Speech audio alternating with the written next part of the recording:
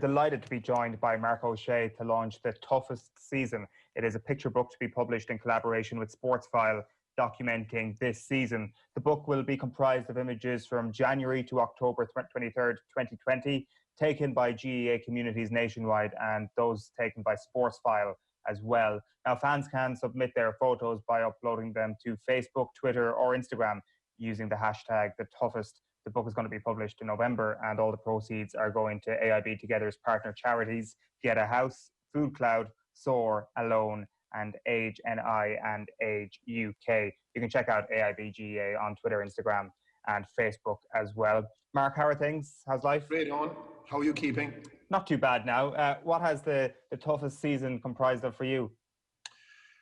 Well, look, it's like a season like no other on. We started off the year thinking that it was going to be just another year, and look, I was really looking forward to it because I had taken charge of a club team in East Kerry, Listroy, and was really looking forward to the year. And it started off great. For lots of clubs, and unfortunately, with the pandemic, we never saw this coming, and the season was cut short. Maybe into our second county league game. So very disappointing from that point of view. And then all of a sudden, we were doing Zoom sessions online and trying to get the players to tick away and stay relatively fit, having done a good bit of work before the lockdown, and with the view of when we got back that they'd be in good shape again. But you know, as time went on, we understood that this was a long-term thing, and so I gave them a break from the Zoom sessions, and they just worked away. Because I think they needed that break to kind of get recharge or do their own thing. And it's great then to hear that the club setup and the intercounty setup was coming back. I was delighted to hear that, and the players were delighted to hear that. It was like a breath of fresh air. And I think what we're hearing nationwide is that the amount of players before, maybe there wouldn't have been that many big numbers with club teams training, but then you had more than 30 training with the clubs, which was great to hear. Everyone was at home, which was fantastic as well. And it ended up being a season where the club teams had access to their intercounty players, which isn't the case always. So it was a season like no other, really, and one that we'll never forget. That's the strange thing about it. You probably expected going in as a Listroy manager that there would be disruptions to your life as a club manager, considering there are disruptions to the club season every year. Whereas this year you got a full run off and you got the matches played in the best weather possible. Like it really couldn't have gone in a better way in the end for the club manager and the club player. Yeah, it was great because usually if you look at the club player, and you have to feel sorry for the club player because they can never plan anything, particularly in the counties that go on to the business end of the championship, August, September, even July.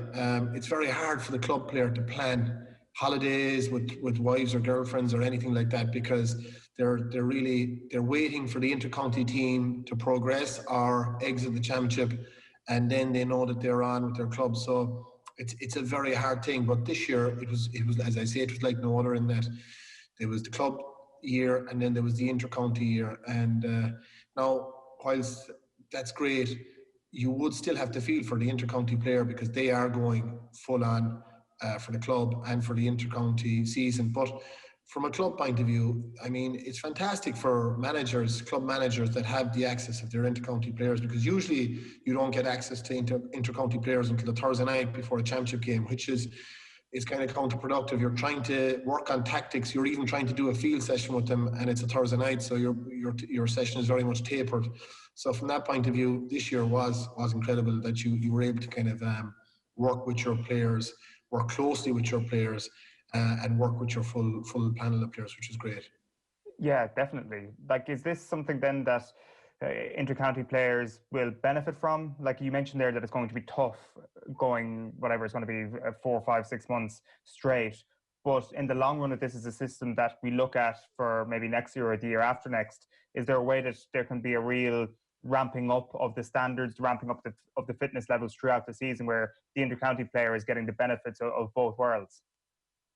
Yeah, I think so. I think this year, going on from what I heard, not only in our own county but in other counties, I'd say the intercounty players really enjoyed it because they were in a situation where they were really enjoying their football, able to go for their few pints when the restaurants open, that is, not the wet pubs.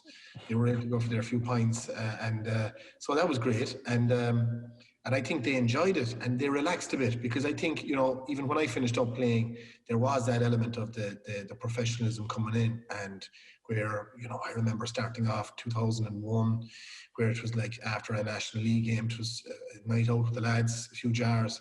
And that was now after National League games, there's nothing. Even after some championship games, there's nothing, because you're straight into a championship game 2 weeks, 3 weeks later. And it's the fun element in a way has gone out of it. Now the intercounty players will tell you it's still very enjoyable, and it is. But certainly I think intercounty players enjoyed, I won't say the time off, but certainly not as much scrutiny in your face as there would be with the intercounty season, where you're going 5 nights flat out, 3 nights in the field, 2 nights in the gym. So I'd say from that point of view, they definitely welcomed that. But in terms of, say, the intercounty, like, say, I'd be a traditionalist. I always love to see the All Irelands played in the first and the third week in September. We went away from that in the last year or two. But I think that there certainly, this pandemic has thrown up something that we really need to look at and address, and that's the club and the county setup. And I certainly think that the club needs to have its own space and the intercounty needs to have its own space. Now, the calendar year that's there, something is going to have to give. I myself wouldn't be a big fan of the O'Byrne Cups, the McGrath Cups, the FPDs, the McKenna Cups.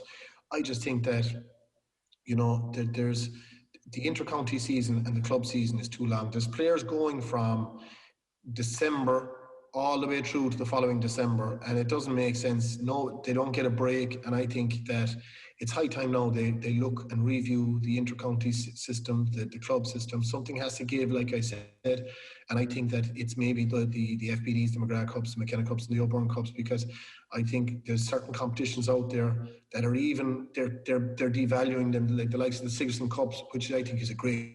I think that it's a great competition for the development of college players. It's a competition that I've loved and have great memories from my time in Maynooth and Trinity, and really loved it. And I think that it's where you build up relationships with players from other counties and other teams, and friendships that you have for the rest of your days.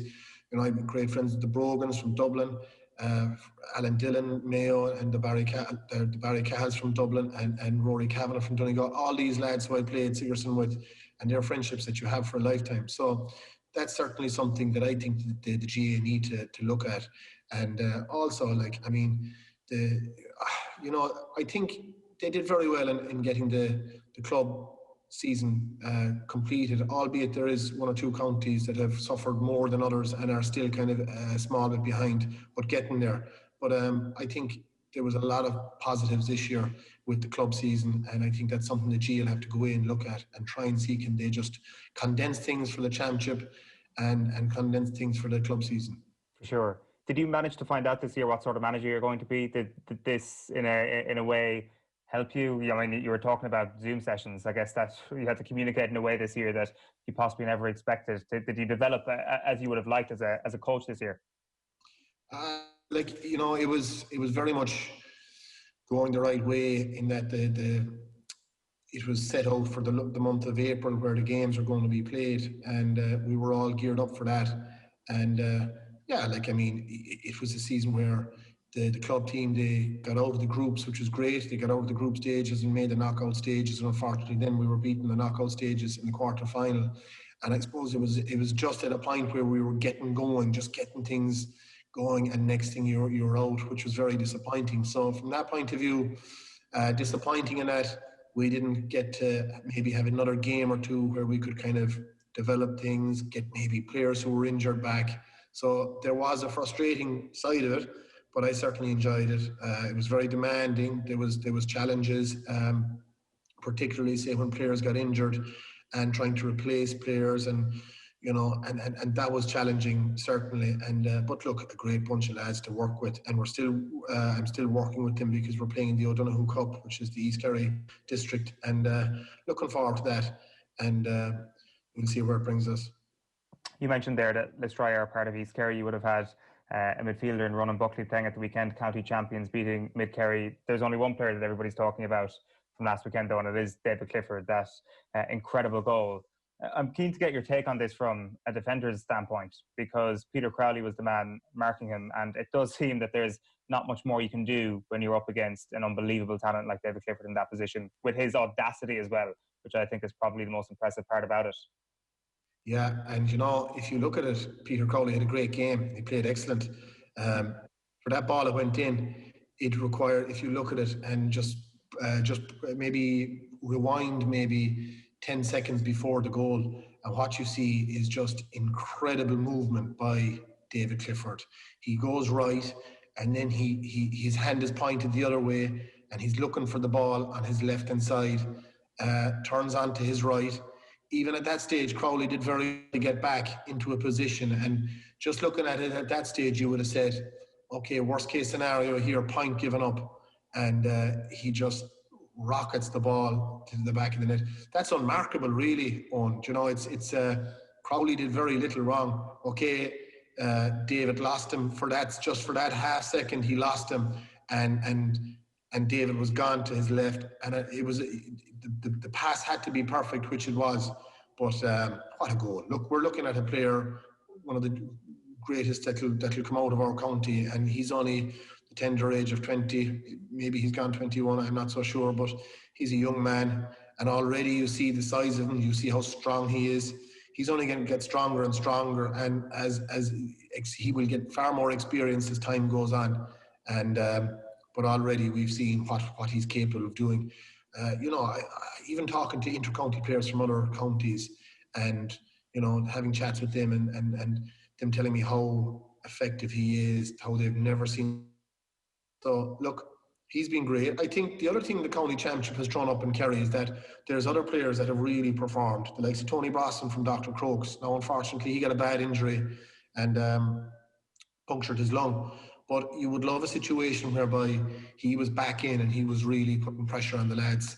Because for me, the way I see it is, in your inside line, your go-to guy, he is your go-to guy, and there's positions up for grabs. Now, if you had a Tony Brosnan there, all of a sudden you have like Paul Gainey, James O'Donoghue looking over their shoulder, and that's what competition does.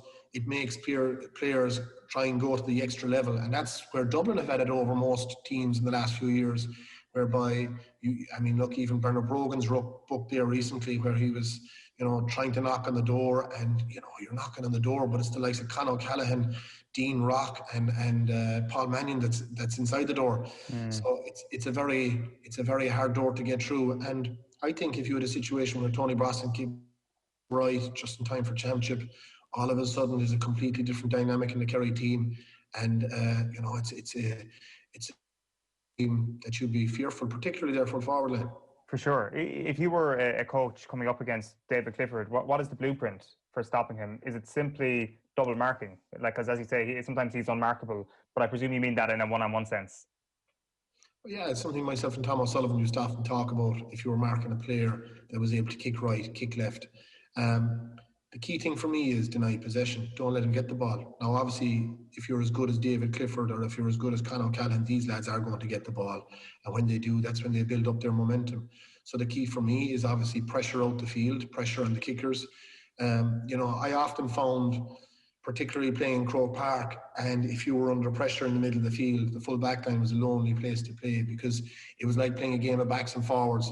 The ball was constantly coming in. You weren't getting a second break, and it was like trying to keep the tide out. So for me, if you're marking a player of the calibre of David Clifford, of course, there's two ways to look at it. There's one, you can push up. We hear all the talk now with Liverpool and the high press and Jurgen Klopp, what he's brought, and you can do that. And that's something that we used to do with Kerry when we were playing. We used to just push up on our men, don't give them time on the ball. The other thing is obviously players playing defensively. I think with that, the art of defending goes away, and that's something that I wouldn't be gone on either, is this new mark that has come in.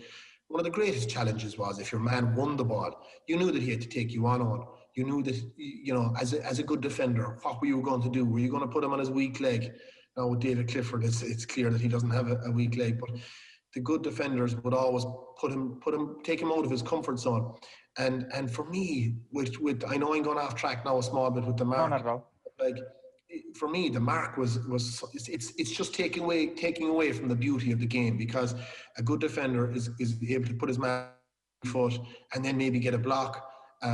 Or if not, look, the player gets the ball and puts it over the bar. But for me, with all these sweepers and all these systems, it certainly does take away from the art of defending. And what I see happening now is that players find it more difficult to actually defend one-on-one. They're not comfortable with defending on one-on-one.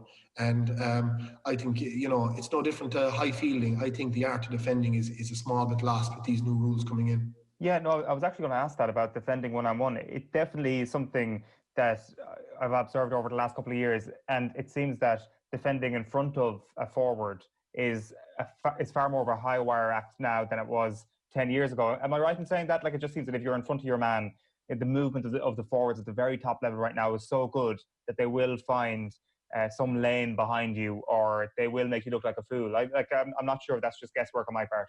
No, it's not. It's not. Like, it all depends. You're right in a way, because it all depends on who you're marking.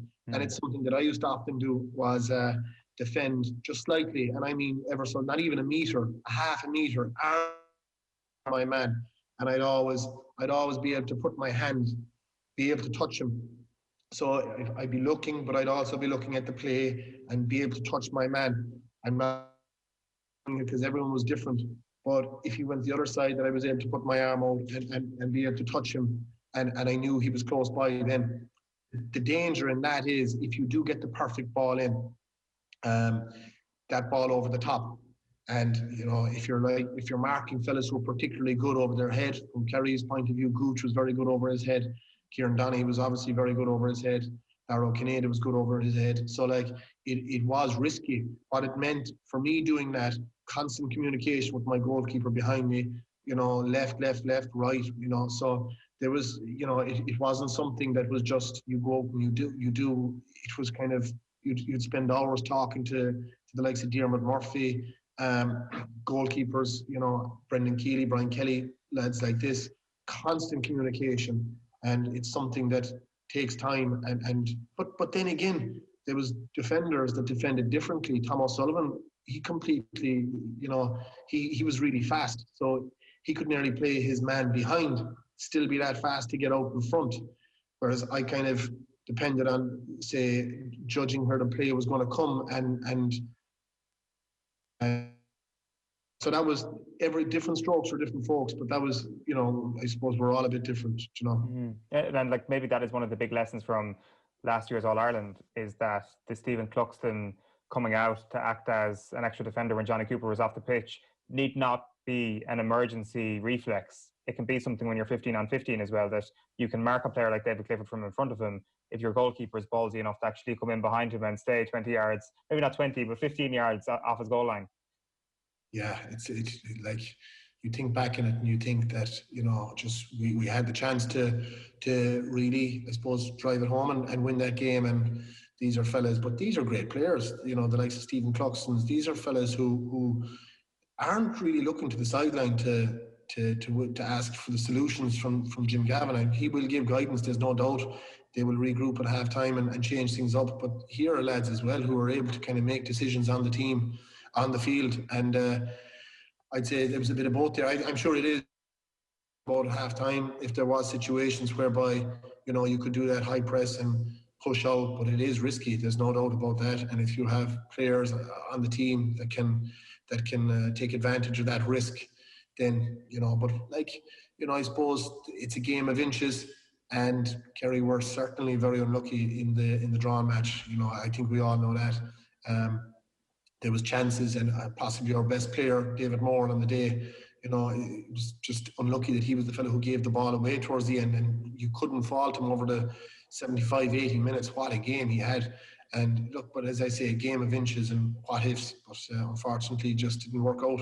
Yeah, it's mad to think that if he takes the left option instead of running right, Kerry probably would have won the All-Ireland in that moment, and you can't really blame a fella for that at all. It's interesting actually that you talk about risk-taking there.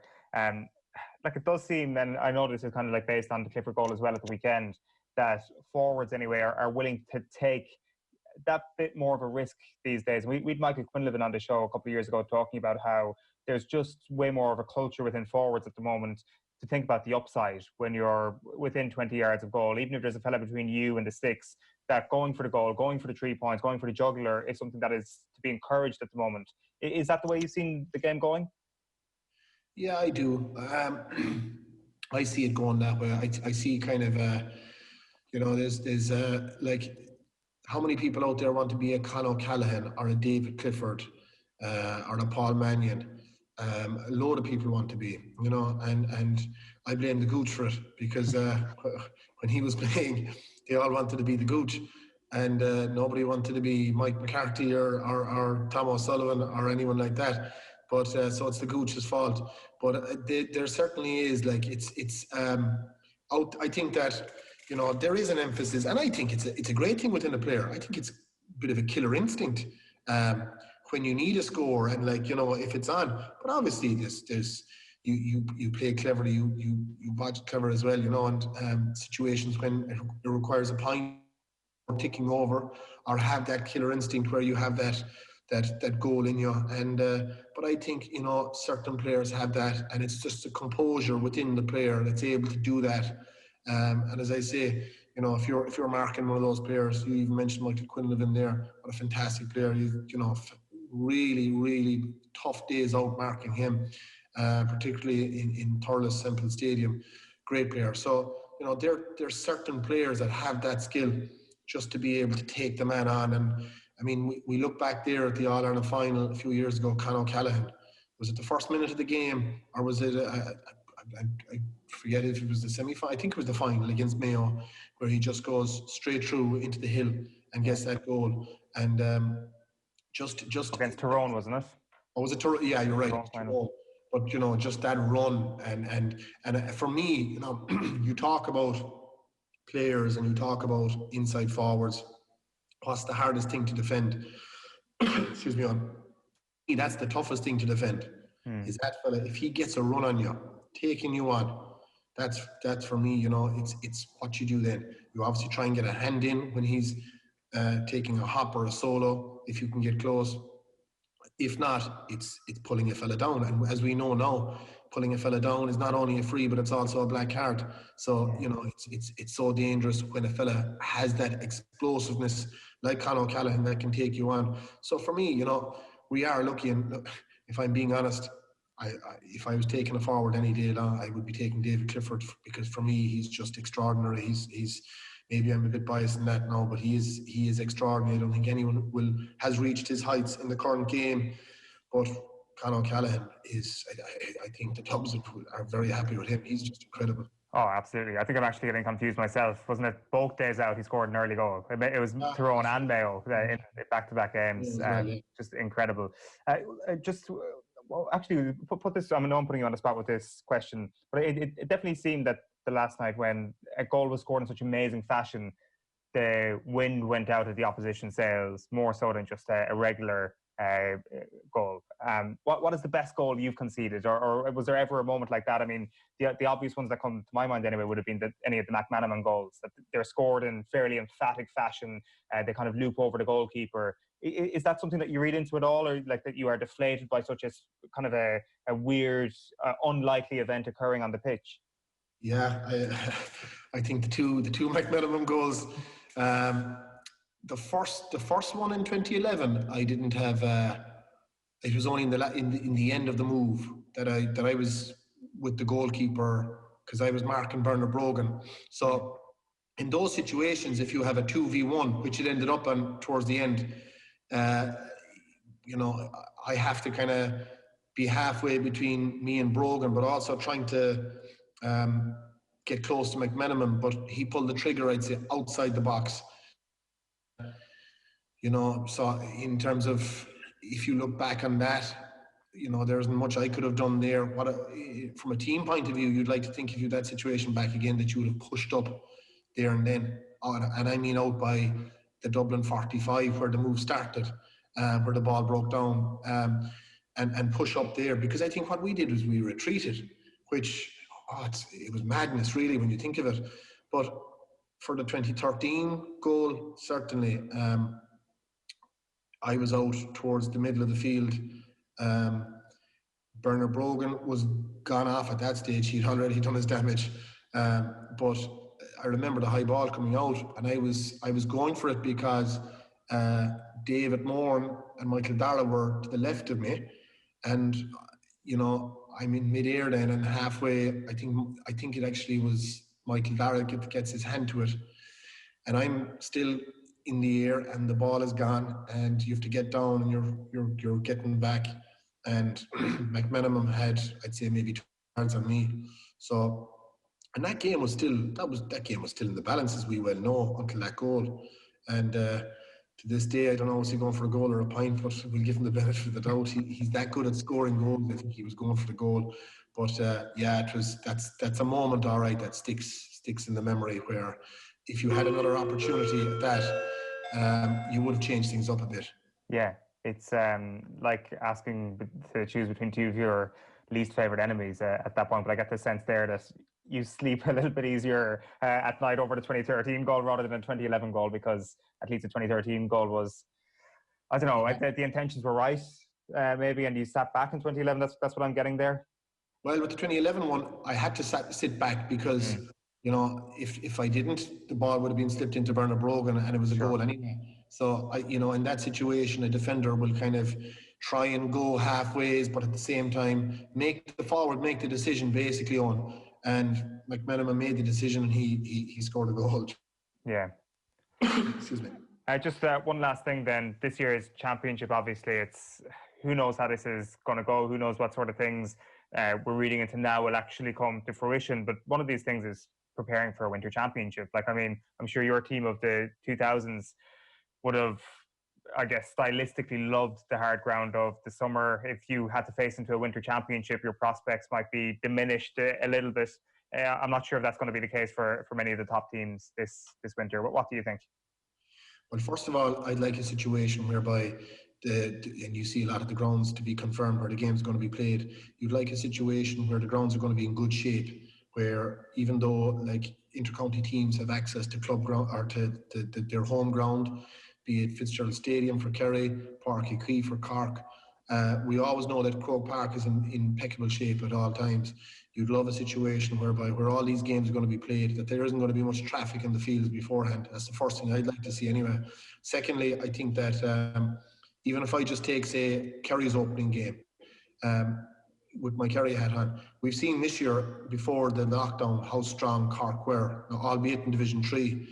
But they obviously have been showing huge signs of improvement. I know I was accused of cute Kerry hoorism, trying to play up Cork earlier and all that, but I genuinely think that they have made strides. Now, you add into that the factor this year that it's the first time that it's a pure knockout. You're going back as far as 2000, 20 years since the last knockout, which for me it's going to make it so much more interesting. Can you imagine Kerry going down to Cork looking for a result? Cork have improved. You saw Kerry last year below there. Cork really put the pressure on with the goals. So they're really going to fancy their chances. And now, whilst I still expect Kerry to come through that's going to be a major battle, particularly the fact that there's that whoever loses is out. So it's like you're really fighting on your back, and that's the element that this championship is going to bring more so than any other. And the other side of that then, though, which counteracts a small bit, is that there's going to be hardly anyone on the ground. So it is going to be a bit surreal from that point of view. But I still think that there's going to be a bite to this championship that there's like no other, because they're going to be mad to get back playing intercounty football, and I think it's going to be a fantastic. And the other side of it, Owen, is that excuse me. The other side of it is that, say, with the Super 8s in the last few years, and it has been great. And if you look at the National League and the way the top 8 teams, you would say the top 7 that are in the National League Division 1 at the moment will more than likely, if in the last 2 years, and this would be the Super 8s, give or take 1 or 2 teams. I think that the Super 8s lends itself. It's handy for the top teams. If you saw Dublin in the last few years, Jim Gavin won the first 2 games. He's able to put out a B team above in Tyrone. You're able to rest players. if on the other side you play a poor match, then you know you still have 2 games to still get into the semis. So from my point of view, this is do or die, this is knockout, and it is going to bring an unbelievable excitement to the championship this year. So I'm really looking forward to it. Yeah, I can't wait either. It should be fantastic. Just a reminder that you've been listening or watching to Marc Ó Sé to launch The Toughest Season, a picture book to be published in collaboration with Sportsfile, documenting the season. The book will be comprised of images from January to October 23rd, taken by GAA communities nationwide this year, and those taken by Sportsfile. Fans as well can submit their photos, and you can get them on via Facebook, Twitter, or Instagram. Just use the hashtag The Toughest. The book will be published in November, and the proceeds are going to AIB Together's partner charities, Pieta House, Food Cloud, SOAR, Alone, and Age NI and Age UK. And make sure to check out AIB GAA on Twitter, Instagram, and Facebook. Marc Ó Sé, pleasure as ever. Thanks a million for taking the call. Thanks very much, Sean. OTB.